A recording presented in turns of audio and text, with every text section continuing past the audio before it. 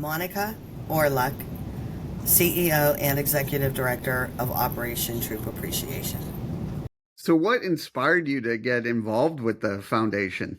Started with my father, who served in the Marine Corps when he was younger, and then my godfather, who was actually a Vietnam War veteran.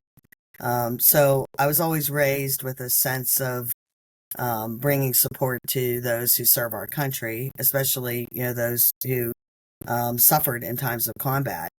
Um, Growing up, though, there really wasn't a whole lot of opportunity until really 9/11. And at that time, I actually had a very good friend that was deployed to Iraq um, with the Pennsylvania National Guard. And I was looking for ways to help his unit because I was sending things every week to them. It was early on in the conflict, it was 2004. There weren't a lot of bases built up in Iraq at that time, and they really didn't have access to a PX, military exchange store. So I was sending like, basic hygiene items and snacks and things like that. And I couldn't find an outlet that would allow me to do more volunteer work in support of those that were serving. And it just so happened it was the 4th of July, 2004, so 20 years ago, that I read a newspaper article about this woman who was starting an organization called Operation Troop Appreciation, and she was looking for volunteers. So I cut out the article and I said, I'm going to have to call her tomorrow because her contact information was listed. And I went to a 4th of July event at Soldiers and Sailors Hall later that day. And in a crowd of 1,500 people, she was standing next to me. I recognized her picture. And I introduced myself and said, I have a background in product management, sales, technology, marketing. Um, you know, would that be of any help to her? Her background was in audit and accounting, so it really kind of meshed. And 6 months later, I was vice president. 6 years later, president, and then ultimately she retired, and I became CEO. And here we are now, having just celebrated our 20th anniversary. Wow, congratulations. Thank you. So, can you tell me a little bit about the organization? Sure. We are founded on the principle that we volunteer to serve those who volunteer to serve our country. So for 20 years, we've very successfully grown, not only sustained, but grown our nonprofit to the point that we've now helped over 200,000 deployed troop members. And that would be all members of every branch, including National Guard, Reserve, and active duty, all branches of service that are deployed anywhere in the world for combat or humanitarian related missions on behalf of the United States. In 2014, with the drawdowns in the Middle East, we found there an increased need for veteran support, especially in Western Pennsylvania. We had a large Pennsylvania National Guard contingency that had gone through multiple deployments. So we have a very large veteran community to begin with. I think we're the second largest in the country, is in Pittsburgh, Western Pennsylvania area. So we were able to secure funding that allowed us to launch our Veteran Welcome Home program. So we did that in April 2014, and now we have two programs that serve those while they're deployed, as well as providing critical services to veterans when they come home. And with both those programs, do you see or hear about people's the military confidence level rise as you help them? It depends on what's happening, right? We get a lot of, I don't understand why your services are needed, because we do provide basic services. For example, on the active duty program, we call it a wish list program, right? So when troops deploy overseas and they get in theater to their deployed location, they send a request to us through our website, and they tell us who they are, where they are if they're permitted, how many men, how many women, and what they most want or need. And we provide things that are going to boost their morale, contribute to their health and well-being while deployed, or contribute to their missions. So we send everything from supplemental tactical equipment to Doritos and everything in between, right? So, a lot of times people will question, why we're even needed. Why isn't the government providing all this? And, on the active duty side, the government's providing them with their weapons and the Right. ammunition and the things that they need to carry out their mission. These are, we focus on those things that the government does not provide, or that, they would otherwise have to pay for out of pocket. Or it just could be something that's a better quality than what maybe the military issued product would be. So rather than standard ballistics glasses, well, I can get a good price on Oakleys with interchangeable, you know, tinted lenses, and that they can quickly modify, based on their needs, things like that. On the veteran side, we really focus on those that are transitioning out of the military or coming out of inpatient care for physical, psychological, combat related PTSD conditions. They could also be at the risk of or coming out of homelessness. So what we do is focus on those veterans as they're being housed. You're placed into permanent housing, and we provide them with brand new beds and what we call the Welcome Home Move-In Starter Kit. And that's basically everything you need when you first move into a home. And it's all brand new. Pots and pans, dishes, glasses, silverware, kitchen gadgets, bathroom accessories, bedding, towels, linens, um, laundry supplies, cleaning supplies, all of those things that you need to sustain your household. And then we also make sure that if they have to get to doctor's appointments, therapy, counseling, court appointments, or job interviews, we provide the transportation. We want to make sure that as that veteran is, moving into this new phase of their life, that they maintain an upward trajectory to a higher quality of life, especially if they're in recovery. Right? You're not going to recover if you're sleeping on the floor. If you don't have pots and pans to cook healthy foods, healthy meals with, you're going to be eating fast food. You're not going to recover. And also, an empty apartment where you don't have a bed and you don't have, you have empty closets and cupboards, just increases the chance that there's going to be recidivism, especially with homelessness. When you have a veteran tell you that they're more comfortable in a shelter because they've got a cot to sleep on and get 3 meals a day, then you have to fill that gap. And that's exactly what we do. We also include non-perishable food so that they have a starter on staples that they need. And we just really want to make sure that it's all presented to the veteran. It's all brand new. We do supplement with donated items that we get. But they have everything they need to maintain that apartment or home. And it's presented as a welcome home, thank you, kind of like, the tradition of doing having a homecoming party. Yeah. You first move into your home, it's a welcome home, it's a gift. So it's not presented to them as charity, it's a gift. And we're very, very proud of that program. It really blew up and grew much faster than we thought it would. But we're blessed in that we have the donors that allow us to make it happen. And I've talked to a lot of veterans, and they do talk about the transitioning out of the military. So, how important is it for those members to have a support system? I think it's critical because there's a big difference between military life and civilian life. Yeah.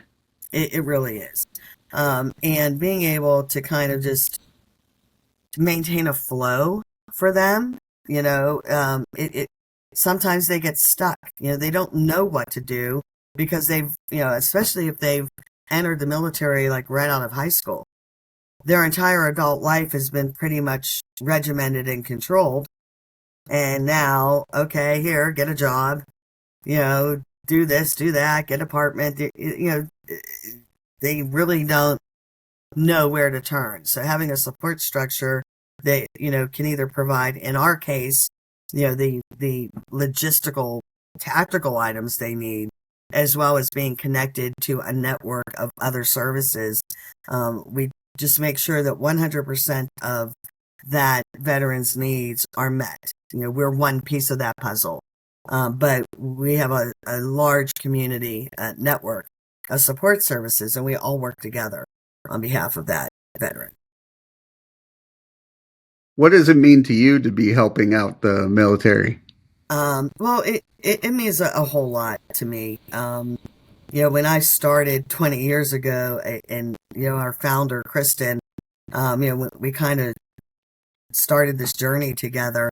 We knew nothing about the nonprofit world, and we knew nothing about the military. Like, nothing. And we really had grown up with kind of the Desert Storm, Desert Shield experience. So, in our minds, we're thinking, oh, we'll do this for a couple months while we're needed, and then we'll move on to something else, right? And we both had full-time jobs, so I was working for a technology company. She was working for a manufacturing company.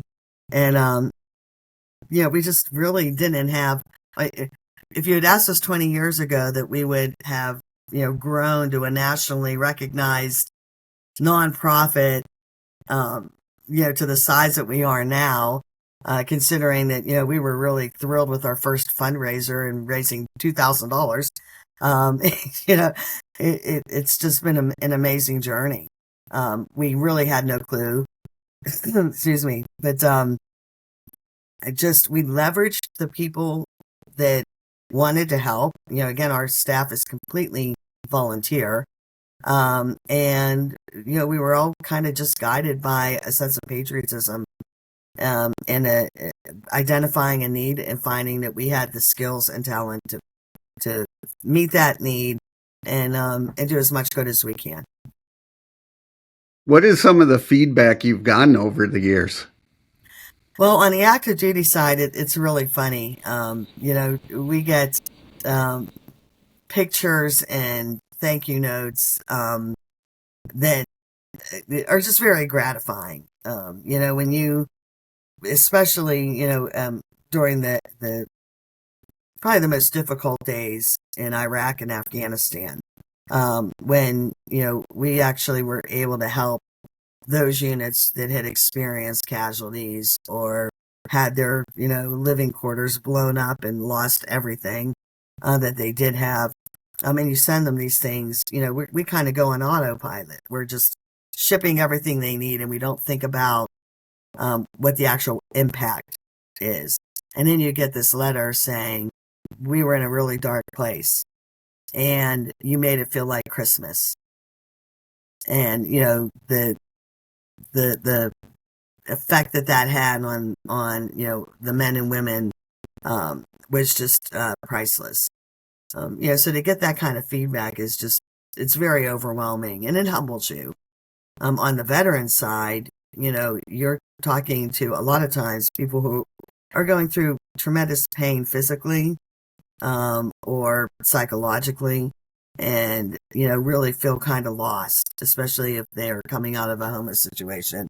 So when they get that gift, and they find out that, there are people out there who really do thank them for their service, and we help veterans from all eras. I think the most impactful are the Vietnam veterans, because they didn't get the support that we provide to not post 9/11 veterans. When they served, when they came home, they had a very different experience than the men and women who are returning home today. And for someone this, so long after the war, to say, hey, thank you so much, and here's a tangible way that we're saying thank you. We want you to be well. We want you to be healthy, and we want you to know how much we appreciate the sacrifice that you made for our freedom. What motivates you? It's just kind of in my blood, Mike. I can tell you the first song I learned as a child was the Marine Corps hymn. My dad was very patriotic, and he told us stories about even though my dad didn't serve in combat, he was between World War II, and uh, I guess Korea, that time span that he served. But he told me about, Guadalcanal and what happened at Iwo Jima and, all the things that he learned through his Marine experience. But I think the biggest motivation was that I was probably 5 or 6 when my godfather returned home from Vietnam. And he and my father were very close. My dad was actually his uncle, but they were close in age. It was a big Italian family. My dad was the youngest, and my godfather was the son of his oldest sister. So they were very close in age and had grown up together. And I just remember because he was my hero. I love my godfather and so much. And I was kind of sneaking on the stairs because I had been sent to bed. And I heard him talking to my mom and dad at the kitchen table, and he didn't understand why he got spit on in the airport, why people were calling him a baby killer. He was very upset, and he gotten injured. While he was in Vietnam, he almost lost his leg, but he recovered and went right back into battle. And served proudly and just didn't understand. And I just remember, I mean, it's a memory, probably one of my earliest memories, and it stayed with me forever. And I just thought to myself, if I'm ever in a position to prevent this from happening again, I'm going to do it. And the opportunity presented itself with 9/11 and the subsequent combat that occurred after.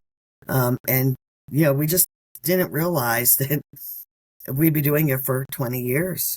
We literally the entire time, that our organization has been in existence, we have been helping men and women who are deployed doing combat missions for, or even humanitarian. There's tsunamis and earthquakes and floods, that we've been able to support our men and women who serve. So just the fact that, you can make a tangible difference like that, and prevent, again, some of the sins of the past at the same time, that's what motivates me.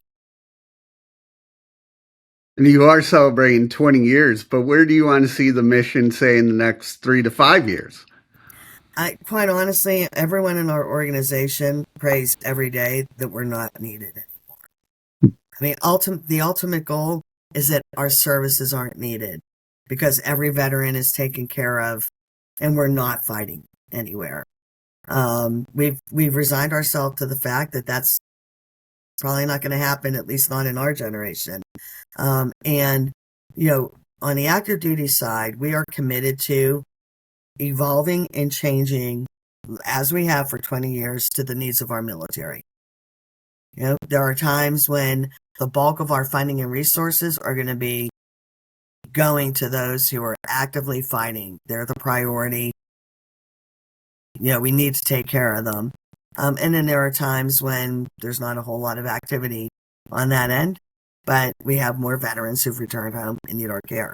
So our goal is to make sure that we have the funding and the resources to be able to react to whatever our military is engaged in and providing as much help as we can. So we try to grow from a funding perspective by about 20% annually. We've actually been doing a little more than that. We're very fortunate that we have great sponsors and donors. And we also now, we purchased a building so that we have a true operations and events center. So the next goal of ours is to finish the renovations, which we thought would be finished by now, but commercial construction just never goes as planned. But it's a beautiful 2-story building. The lower floor is our operations. We have 2 huge rooms for the Welcome Home program, 2 huge rooms for the active duty program, a beautiful conference room. Excuse me. And upstairs is an event space. And that's where we're going to expand our Welcome Home program. We are going to provide it as a place that any veteran can come to if they just want to get a cup of coffee or they need accesses to veteran information, or they just want to meet with their case manager, and it's a convenient place so that they don't have to go into downtown Pittsburgh or an outlying VA center. Right, we're trying to bring the resources to the veterans, make it easier on them to get access to that information. And then we're also going to have free events for veterans, like family movie night, or we're in Pittsburgh, so if the Steelers are in a playoff game or a Super Bowl, or we have the Penguins in a playoff game or Stanley Cup, that we have them on a big screen and veterans can come with their kids and be in a place where there's no alcohol, no smoking. It's just a place where they're comfortable. And then we also have what we call the Veterans Lounge, which is a separate area.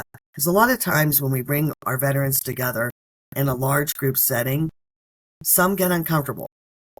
So we wanted to make sure that there was a place that, if you needed to go chill and go just sit on the couch and be away from the crowd, it's a comfortable place. And then it's also a place where they can access the internet and privately look up information if they're doing job hunting or looking for services. And we've got a full operational kitchen. So, we're looking forward to having our own fundraising events on site, as well as providing free events for veterans. So in the next year, that's where our focus is going to be. How can people reach out and learn more? Well, they can go to our website, which is operationtroopappreciation.org. You can also like us on Facebook. So if you do a search for Operation Troop Appreciation, you can like and follow our page. And everything, we post pictures on the Facebook page that we get from our troops and our veterans, as well as our events are published there, both on the website and on our Facebook page.